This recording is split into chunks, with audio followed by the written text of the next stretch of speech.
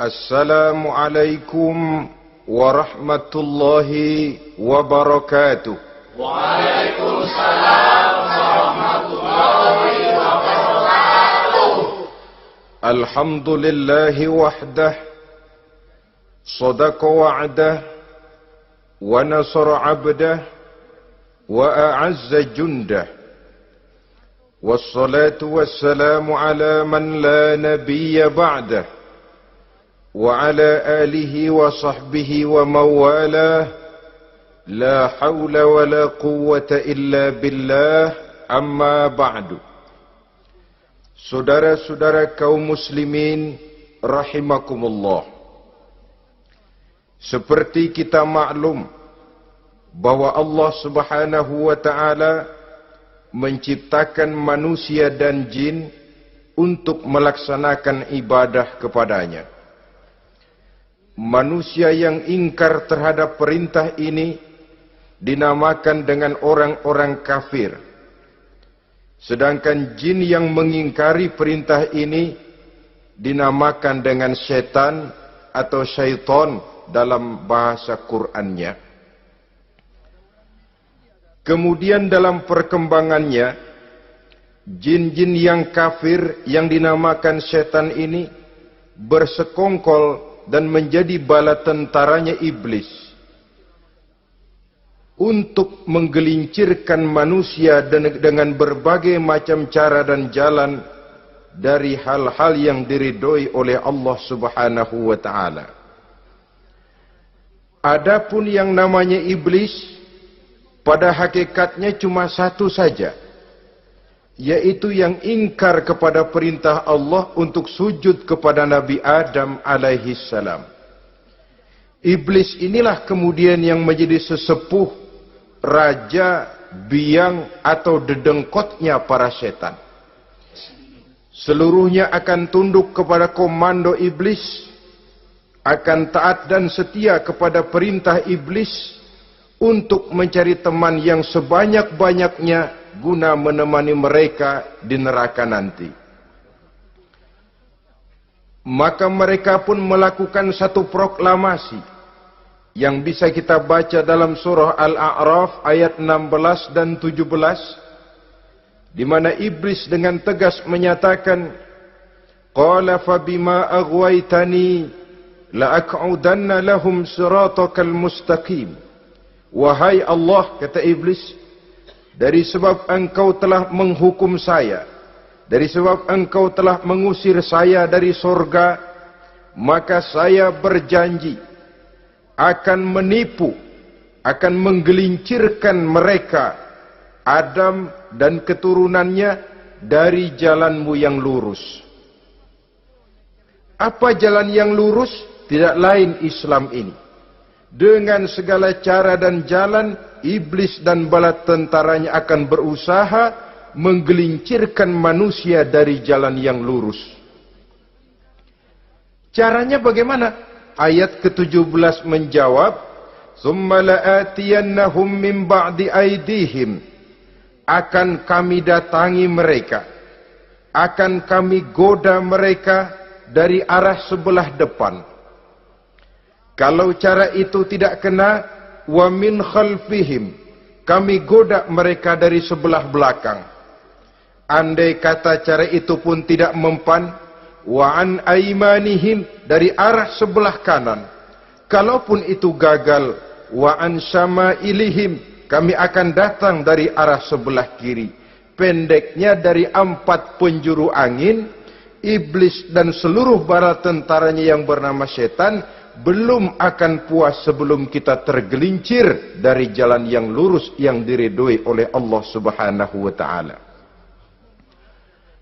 Sebagian ahli tafsir menjelaskan bahwa jika iblis menggoda dari arah depan, yang dimaksud dari depan ini adalah dunia. Sehingga manusia menjadikan dunia sebagai tujuan akhir dari seluruh kegiatan hidupnya. Ia pergi pagi, pulang sore, peras keringat, banting tulang, tidak ada yang dikejar kecuali dunia, dan cuma untuk kepentingan dunia. Dunia yang membuat orang berpaling daripada akhirat. dunia yang membuat orang lupa kepada tujuan penciptaannya, maka dunia termasuk perangkap iblis. Apa isi dunia? Biasanya yang lazim itu 3 ta itu. Harta, tahta, wanita. Itu yang bikin orang jadi sibuk sampai lupa kepada tujuan penciptaannya. Untuk apa dia diciptakan oleh Allah? Ini wa'an min baini aidihim. Kami goda mereka dari arah depan dengan menyodorkan dunia dalam bentuk yang hijau ranau, dunia dalam bentuk yang manis sehingga mereka tenggelam di dalamnya lalu melupakan akhirat. Kalau cara itu juga tidak kena, wa min khalfihim, kami datang dari sebelah belakang. Kami lupakan mereka kepada akhirat. Itu mah urusan nanti bagaimana saja.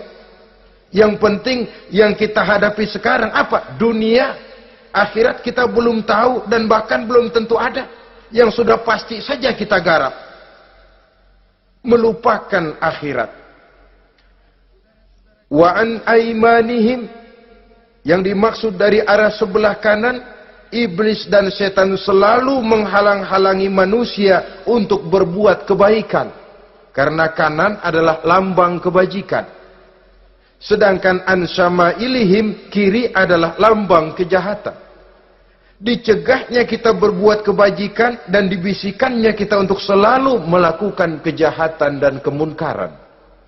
Wala tajidu aktsarahum syakirin, dan akan kamu dapati sedikit sekali di antara manusia yang bersyukur atas nikmat yang telah engkau berikan kepada mereka. Ditanamkan rasa ingkar kepada nikmat. Jika kita tidak kufur iman, dibuatnya kufur nikmat.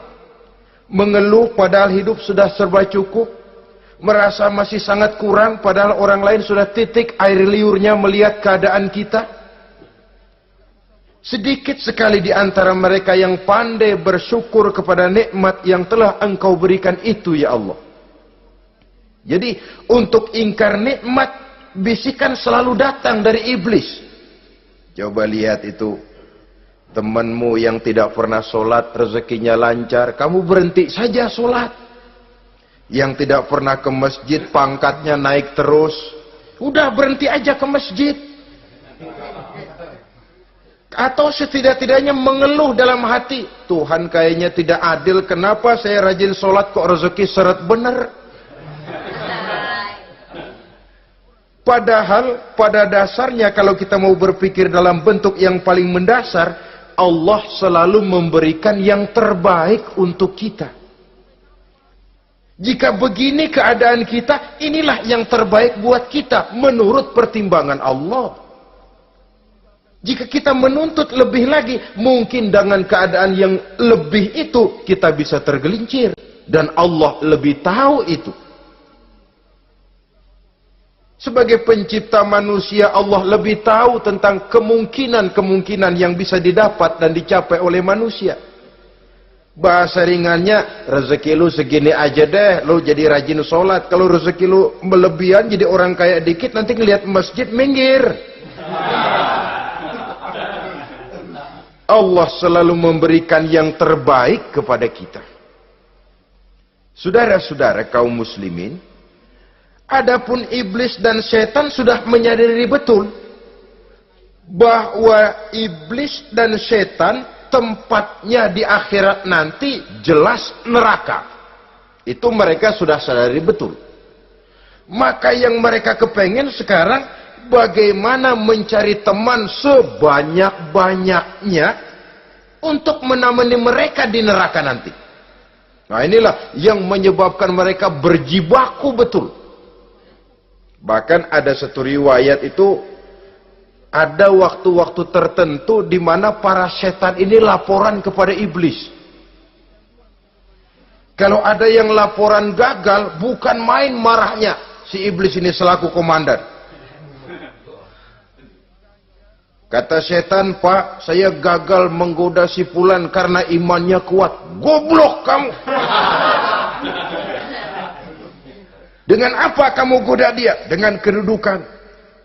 Dia tidak mau, tidak mau. tempuh dengan jalan lain, barangkali dengan harta. Kalau dengan harta tidak bisa, barangkali dengan wanita.